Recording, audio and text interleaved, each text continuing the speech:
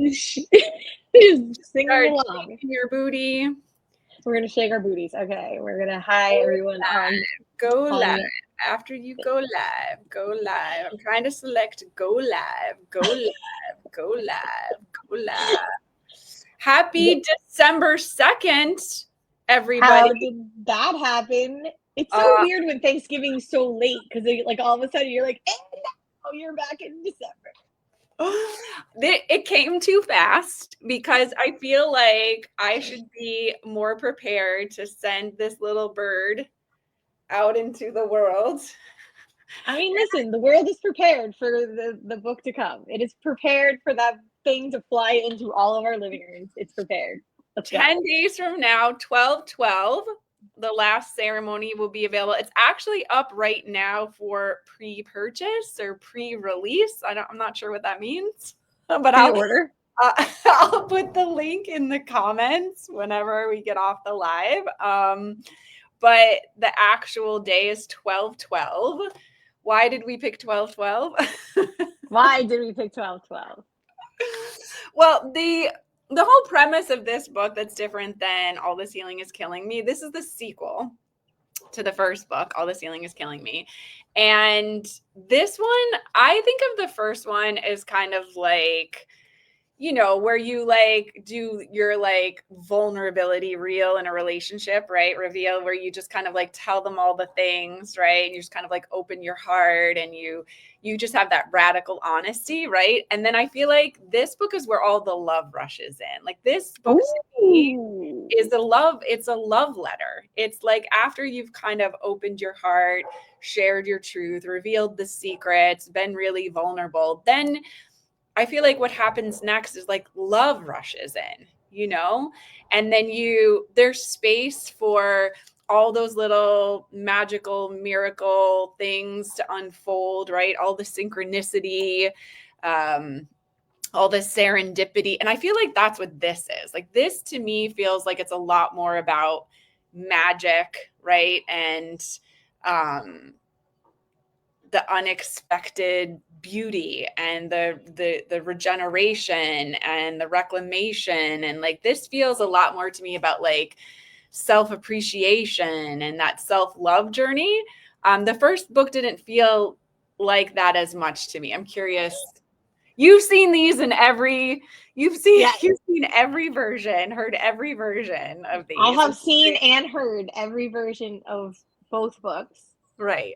And I will say, like, you know, as your best friend and also like a very avid reader of self-help and discovery and memoirs, that like the second book is like, it's so fucking good. I mean, it's so good. The first one is really good in that way of like, these are all the things and this is how it comes together. It's really, really well written. I loved it when it came out and I was like, oh wow, this is amazing.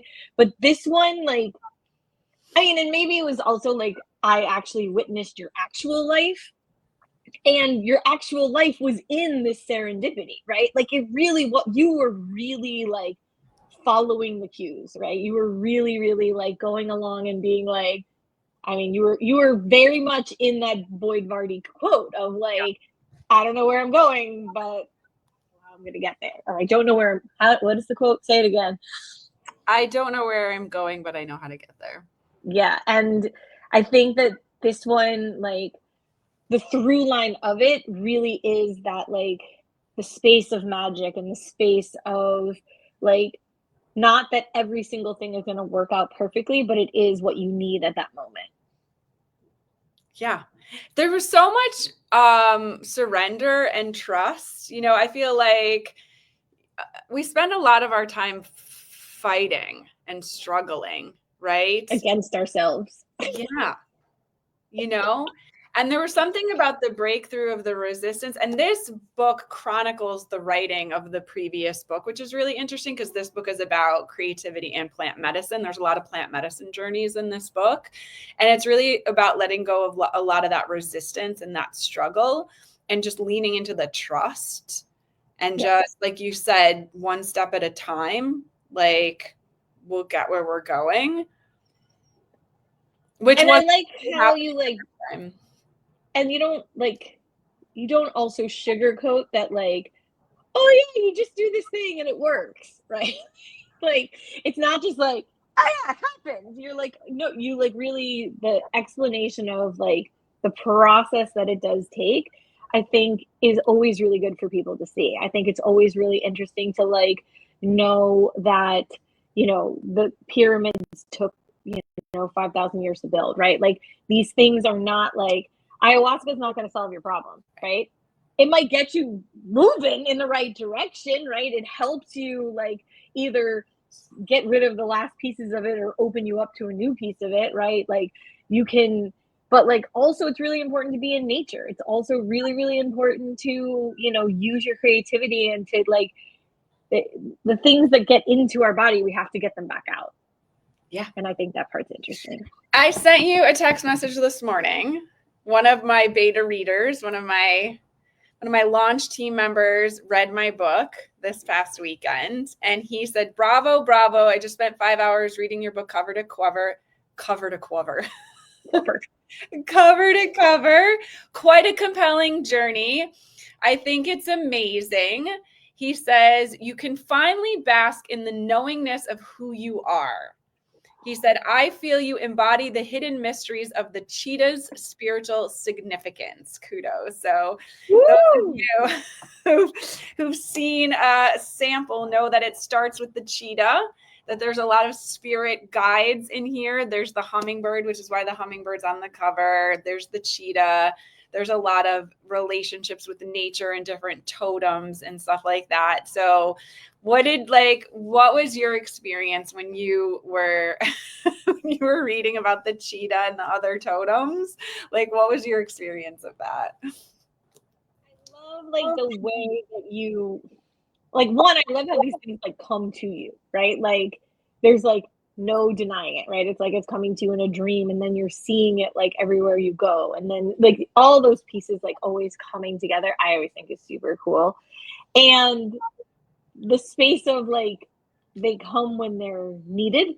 Yeah. I think that that's like always the cool thing about like spirit animals, right? Like you always know that that's like who's showing up, right? Yeah. But you're like, huh, oh, look at that cheetah again. And how they come and when it's like, oh, you can have one experience when you're 22, right? And then it's like, oh, that thing comes back around when you're 42, right? And you're like, Yeah. right, there's this piece, right? And like the through line of how like life works, like there's just these different pieces and you're like, oh, all right. And Yeah. are you willing to pay attention to them? I think that the most interesting piece is like these kinds of things are happening all the time, and your ability to pay attention to them has been really interesting, right? Like because you've been like, well, I tried to resist it for a long period of time, but now I'm just gonna like let it come and seeing what happens, and it's super cool. That's the message behind this book. The message is paying attention. So the reason we chose 1212 to release the book, it's symbolic. It's symbolic of these little signs. We see these repetition of numbers, right? Or we see these new moon, full moon, solstice, right? Every time we're exposed to this kind of stuff, we have the opportunity to lean in, right? We have the opportunity to go, well, this is interesting. For centuries, people have been paying some kind of homage, some kind of reverence, some kind of attention to these symbols. Does it have meaning for me? And what I've noticed, especially now with the like unlimited amount of content and distraction and all of the information that's coming at us all the time, it's like, where are you finding your own source of truth? Where are you finding your own sense of choice of what's meaningful to you, of how you navigate, of how you move forward? And if you're just relying on this barrage of information around you, well, what's she doing? And well, what's he doing? And what did my parents tell me to do? And what does my boss want me to do? And my partner and my kid, like if you're just in this constant bombardment, right? And you're not tuned in and tapped in to that inner guidance, to those small symbols, to that unfolding path. I think it's going to be more difficult than ever to move forward in a way that lets you be sane. Like everything is making us feel so crazy. Yeah. You know, it's just making us feel so crazy. It's like, so when you can't trust that, you can't trust all that, what can you trust? And it's like I really think if people had access to this now, if they found their way in, not everybody is going to be a plant medicine journey, right? Like you'll read about a lot of things in here. There's full moon ceremonies, right? There's walking in a labyrinth. There's spending time in nature, right? You're going to hear about a lot of different ways to tap into that universal wisdom that's beyond what you're hearing in the media and, in all the noise around you. I really want people to be able to tune in, for people to be able to listen. Because I think it's going to be critical for them going forward. I think so too. And I think that like listening is like something that you need to witness, right? Like, I think that like we are no longer taught in that witnessing of like the silence, or like we're not, the lineage isn't there to be able to be like, sit your ass down and stare at the fire, sit your ass down and do this. Like, okay, we're going to do this ceremony and all of these things. And so you have to seek them out. And in the seeking it out, like some of it's going to be for you and some of it's not. And whatever's for you is for you, and whatever's not is not. Like there's no like right or wrong in it, right? It's like sometimes you're, like sometimes the ceremony is so beautiful and whatever, and sometimes you're just screaming into the fire, right? And like and all of those things are important. And it is amazing like how quickly our bodies are ready for us to drop back into it if we let it. I think for you, like the space of like saying each place you said yes to, it's like the ceremony began once you said yes. And then it's like, it's like, oh, okay, I've been called, right? Like you get called to Puerto Rico, you get called to, do the herbalism studies, you get called to each place. And as you're there, you're like, you don't always know why you're going, right? Like, like, I don't know. Let's see what happens. And some of the things that don't make the book, or some of the things or whatever, that like there is the space of like there were things that didn't work. There's stuff that it's like, yeah, that's the wrong direction, I'm going back to the path, I'm gonna keep continuing down. And the book was intentionally named Ceremony because we see the repetition of ceremony in the book.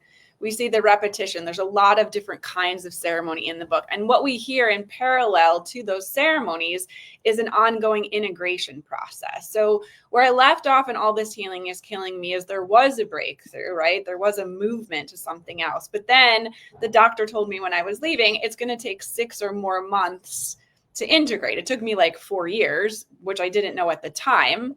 Because if she would have told you 4 years, you would have like ran away.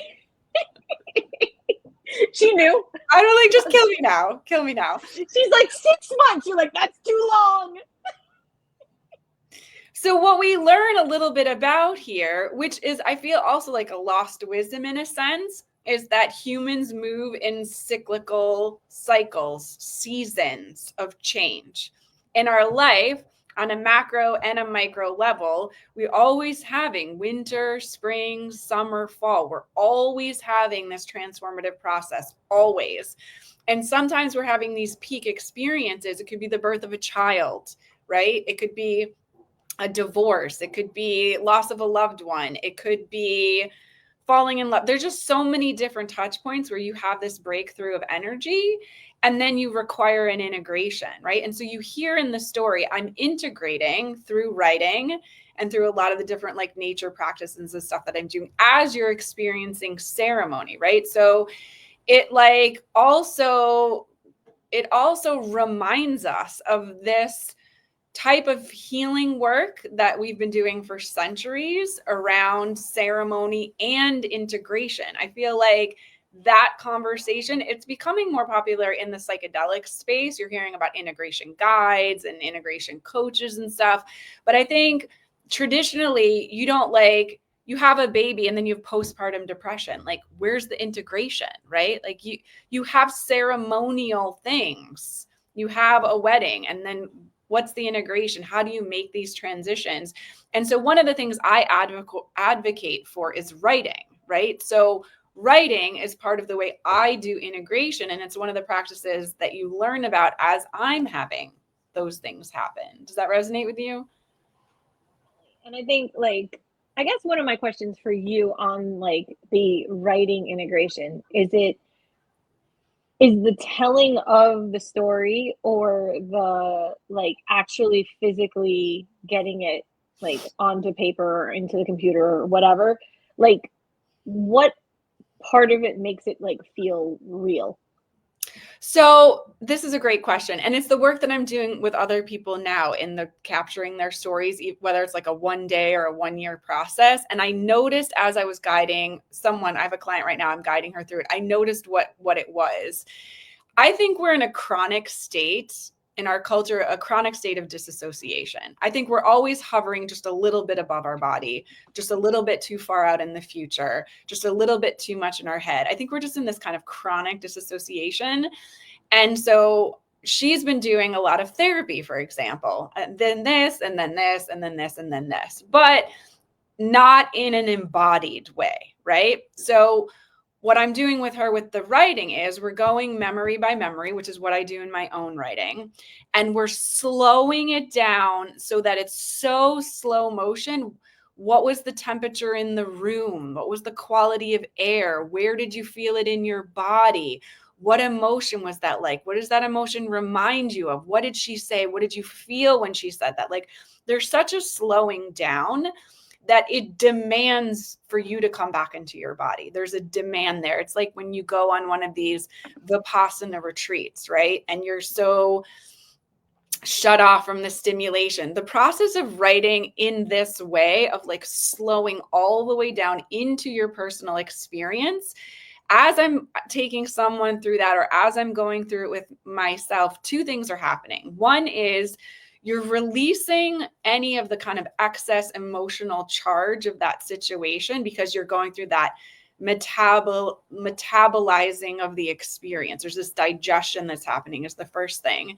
The second thing that happens as you're going through that recall is you're reclaiming a lot of the lost power or energy of that situation. You're like, there's this like collecting the bits of yourself that you've kind of left all over. So like to me, this is a very embodied experience. Whether I'm like typing the words or writing the words, it's the presence that I'm bringing. And in that presence, there's a letting go and a reclaiming that's like happening at the same time. To me, it's very much like an alchemy that I don't understand. It's something that I just stumbled into. I didn't invent. But I do think that if you do any kind of creativity, whether your expression is dance or music, like whatever your expression is, I think you'll recognize this as a universal truth for what's happening to you, how you're coming back into the body, how you're coming back into presence, how you're also reflecting back to yourself the quality, the wholeness of who you are. And you're getting out of that. We're just in constant distraction, in my opinion. Like you interact with people and it's like there's nobody home a lot of time. You know what I mean? Agreed. Yeah, totally. Yeah, and I think in that distraction, like we like sometimes it's so far gone that you don't even know that it's there, right? Like I love when I talk to the people that pause after you finish talking because they are not trying to think of what to say next, right? Like that there's like they're the words are catching up and then they respond and you're like, "Oh, that person's like totally present." Because they've got to get it all the way in before they're going to come back with words as opposed to just like vomiting back out words back at you. And so it is an interesting process. Like for me, like writing is by far the hardest thing. Like I have like such a hard time doing it. But when I like witness you and others doing it, I'm always like, that looks really like like it's doing some really good work. And so it's interesting because it's that space of like bringing forward the emotion without like fully like re-traumatizing yourself with it. I mean, I think that's really powerful. And I started to do some of your story with you on a couple of different occasions, and I could see like the power of what was coming through you. And what it reminded me of is a lot of times we need a shaman-like character for the writing. I have been Exactly. blessed with having many of those kinds of mentors in my journey over the last 20 years that held that kind of space for me to bring forth the story that needed to come forth. And I do think that this kind of writing, this is not AI generated content like 10 tips to, make better tomatoes, right? This is real soulful creative work. And I do think someone playing that shamanic type role of like holding, guiding, pulling that out of you, I think that's part of the development to actually doing this in a way that is potent, as opposed to just like a more superficial dive on this happened and then that happened, right? So like with you, and I see this with like the other clients, I think you could get there with Oh, yeah. that person just going through it with you for a period of time. I think everybody can get there. And also I've noticed some people, once we're working together for some time, it starts to come out in poems, or it starts to come out in songs, or it starts to come out in drawings, or they make a vision board, or they redecorate their house. I start to see the way it starts to like bubble up, because you're really just, you're like clearing it out. You're exercising that creative muscle. You're creating that space. So I know writing is hard. I think it's just like a practice like anything else that really, it can create all kinds of benefits, that like unexpected benefits. Totally. I mean, listen, until I met you, I didn't think it was actually possible. And now I contemplate doing a book. So, Yeah. you've gotten me pretty far, man. So, and that part is like really interesting. The idea of like the story is important to tell, and that even if it's just for yourself, right? Even if you're writing just to see what's on the page. And it's not. I think I sent you another message last week, which if I can find, I'll also share that one. I got another, here it is.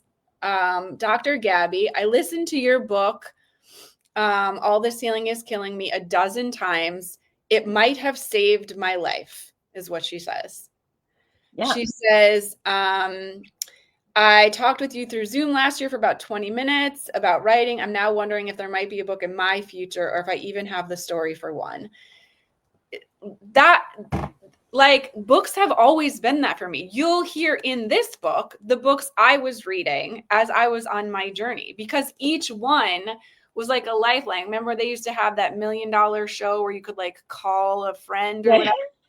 Phone a Like, friend. to me, the books are that. They're exactly what she's saying. And the fact that my book could be that is like, it's literally a miracle to me, because that's what books were to me. And that's like a different kind of intent, right? And for some, that might come in the form of a book. For others, it's going to come in other versions of their work. But I feel like this makes all of your work better. It makes that talk that you give, or the coaching session that you do, right? It makes all those other things more potent, right? Because you've really reached into the guts of things, Yeah. And it does. It brings in the idea of like finding what the through line is, and that there's multiple through lines in your life, but that like you can really go back and find them, and that like being able, it clarifies like what you've done, but it also really pulls forward like what's coming. Yeah, where are And you that, going from here? where are you going, and like that you can lead, like that you are leading yourself there, like that it's not all a mystery. It's like, oh, this is part of the whole lesson. Yeah. So 12/12.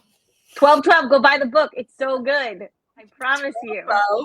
I've There'll only be read it like 6 times and listened to it like 5. So 12/12. We'll do like a free download for a couple of days, so you can grab a free ebook on Amazon, and then we're going to be doing a big party in February. So stay tuned for more information about that. But anyway, 10-day countdown begins. Today's day 10. We'll be back.